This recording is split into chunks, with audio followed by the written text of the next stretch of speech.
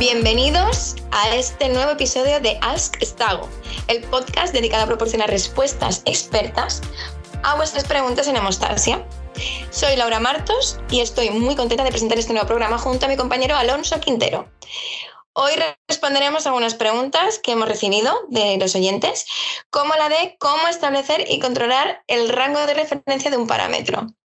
Esta pregunta es muy importante porque se necesitan los rangos de referencia adecuados para la interpretación de los resultados de nuestros pacientes. Alonso, ¿puedes decirnos quién responderá a nuestras preguntas de hoy? Hola Laura, pues sí, nuestra invitada de hoy se llama Olivia Comella. Olivia trabaja en Stago como especialista de aplicaciones, por lo que ha tratado este tema en multitud de ocasiones y podrá compartir con nosotros toda su experiencia. Hola Olivia, bienvenida. Hola chicos, ¿qué tal? Gracias por invitarme. Nada, ¿cómo no vamos a contar contigo? Bueno, vamos a la primera pregunta, Olivia. ¿Qué es realmente un rango de referencia para empezar? Pues mira, el rango de referencia, también llamado intervalo de referencia, es cuando varios valores de referencia se miden en nuestras muestras de referencia individuales. Estos valores permiten determinar un rango o intervalo de referencia. En otras palabras, el rango de referencia es el rango de resultados normales para el parámetro que se está midiendo. A veces también se llama rango normal, pero referencia es probablemente más preciso porque normal es un término más relativo, ¿no? Sí, tienes toda la razón, Alonso.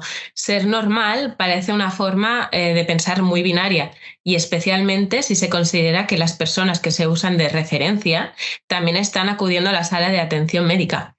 Esta es también la razón por la que el Comité Internacional de Estandarización en Hematología publicó recientemente una guía en la que se expresan claramente el hecho de que los individuos para establecer intervalos de referencia pueden requerir una extracción de sangre específica y no deben ser los definidos como, entre comillas, normales por el laboratorio, sino más bien evaluados clínicamente como sanos, como pueden ser, por ejemplo, los donantes de sangre. Vale, y de este modo, estos valores se refieren de alguna manera a, vuelvo a las comillas que has mencionado, resultados normales. Exactamente. Los resultados que caen en el rango de referencia que pueden considerarse como normales en el laboratorio. Sin embargo, no son claramente límites de decisión clínica, ya que un resultado de laboratorio por sí solo pues no significa mucho sin síntomas o sin otros biomarcadores. Entonces, esto ayuda a agilizar la actividad del laboratorio. Por ejemplo, para la autovalidación de resultados, como ya explicamos en un podcast anterior sobre el motor de reglas. Exactamente, ese mismo. Vale. Ahora sabemos que es un rango de referencia o intervalo de referencia.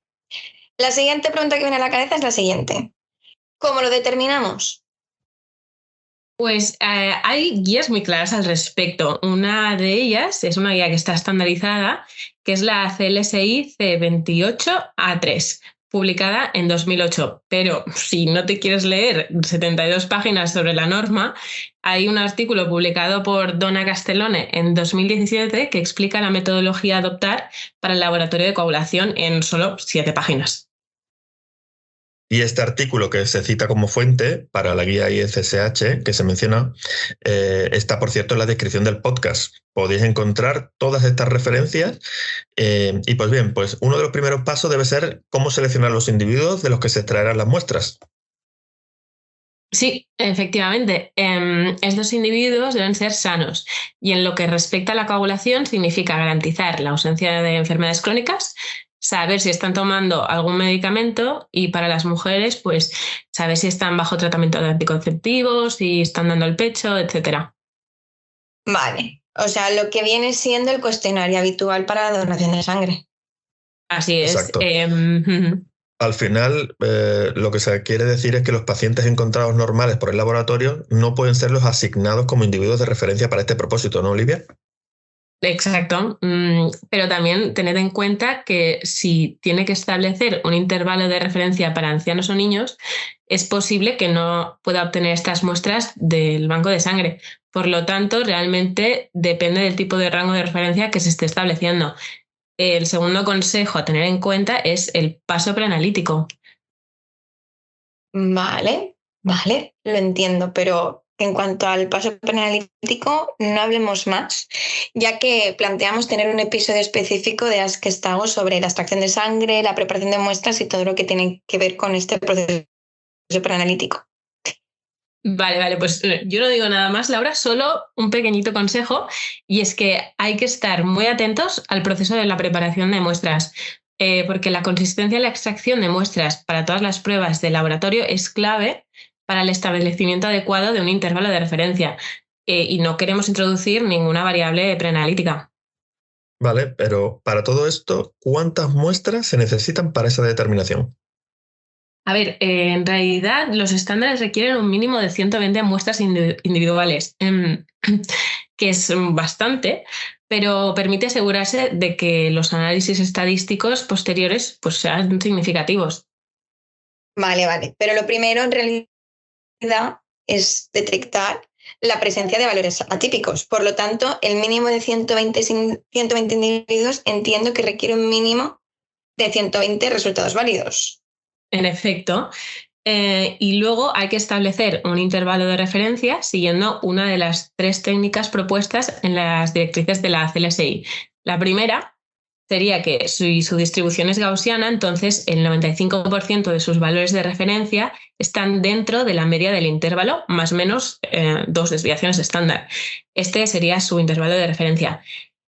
Por otro lado, tenemos la situación de que si la distribución no es normal, entonces se opta por la determinación del rango no paramétrico, donde el límite inferior es el percentil 2,5, mientras que el límite superior es el percentil 97,5.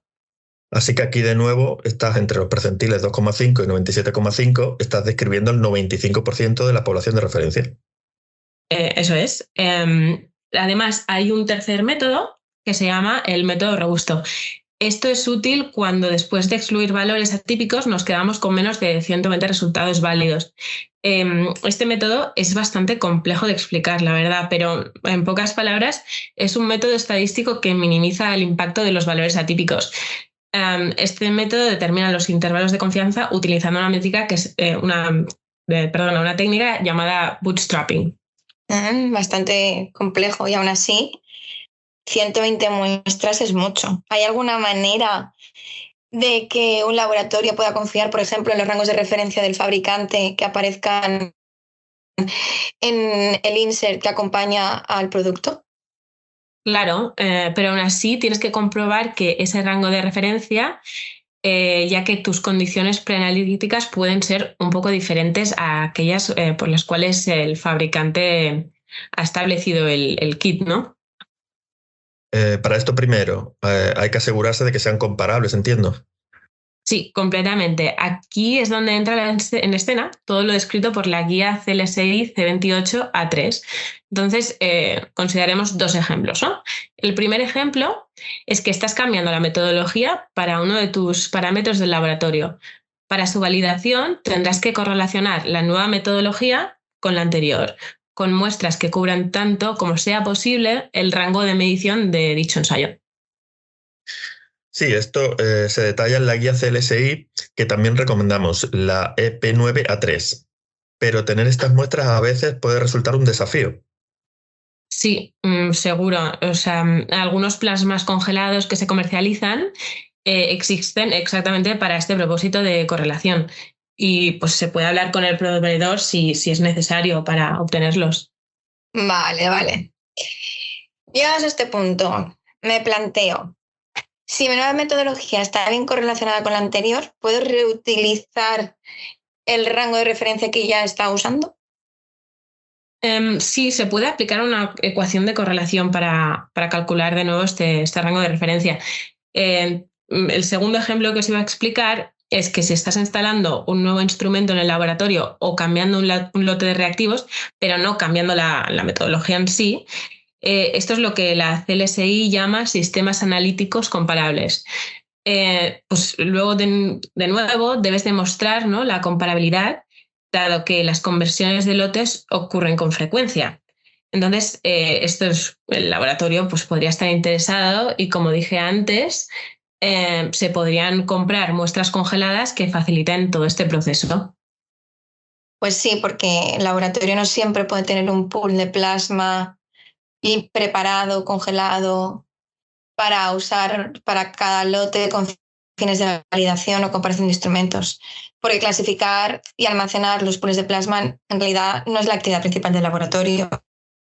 Bueno, no digamos demasiado, ya que también hablaremos más en profundidad sobre la validación de lotes y la comparación de instrumentos más adelante, en esta temporada de Ask Stago. Continúa, Olivia. Vale. Pues nada, cuando estos sistemas sean analíticamente comparables, se debe comprobar su rango de referencia, generalmente utilizando de 20 a 40 muestras de referencia y verificando que caigan en el rango de referencia previamente determinado, lo cual es más fácil que volver a determinarlo a partir de 120 muestras o más, pues como bien podéis imaginar. Muchas gracias por estar con nosotros y hacernos esta exposición de conocimiento. Y nada, voy a cerrar este episodio dando las gracias a todos. Ya le he dado las gracias a Olivia, pero también se las quiero dar a Alonso y a todos vosotros, a vosotros los oyentes. Y nada, remarcar, tal y como ha dicho Alonso, que todas las fuentes de literatura mencionadas se encuentran en la descripción del podcast. Y si os queda alguna duda, podéis escribirnos a ask@stago.com, que vamos a estar encantados de responderos incluso en próximos episodios. Así que nada, hasta la próxima y gracias, chicos. Gracias, adiós. Muchas gracias, chao. This podcast is brought to you by Stago.